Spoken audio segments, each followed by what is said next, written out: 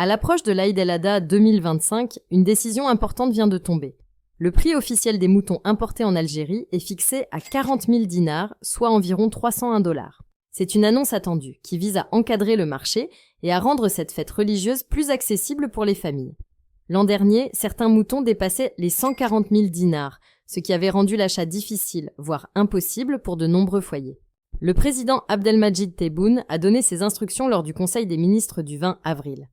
Objectif: réguler les prix à l'approche de l'Aïd et éviter les dérives spéculatives sur un marché souvent marqué par la flambée des tarifs. Pour soutenir cette politique, l'État a lancé un plan massif d'importation. 1 million de moutons vont arriver de l'étranger, notamment de Roumanie. D'ailleurs, une première cargaison de 15 000 têtes est déjà arrivée cette semaine au port d'Alger. Ce n'est qu'un début. L'idée, c'est de faire pression sur l'offre locale, souvent contrôlée par des circuits informels ou des spéculateurs, en injectant un volume conséquent de bétail à prix encadré. Le prix fixé de 40 000 dinars représente une baisse de près de 70% par rapport à certains prix pratiqués l'an dernier. Pour les ménages, c'est une vraie bouffée d'oxygène. Et pour les autorités, c'est un moyen de montrer qu'elles prennent des mesures concrètes pour préserver le pouvoir d'achat, surtout dans un contexte économique tendu. Mais au-delà de l'aspect économique, cette décision a aussi un poids social et symbolique. L'Aïd el-Adha est l'une des fêtes les plus importantes en Algérie.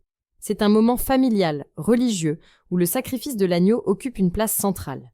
Ne pas pouvoir l'assumer, pour des raisons financières, est vécu comme une injustice. Avec cette mesure, le gouvernement veut donc garantir que le plus grand nombre puisse célébrer dans des conditions dignes. C'est aussi un geste politique dans une période où la question du coût de la vie est au cœur des préoccupations quotidiennes. Reste à voir comment le marché local va réagir à cette arrivée massive de bétail importé et si les prix vont réellement rester stables jusqu'au jour de l'Aïd. Si la vidéo d'aujourd'hui vous a plu, n'oubliez pas de vous abonner pour ne pas manquer nos prochaines vidéos.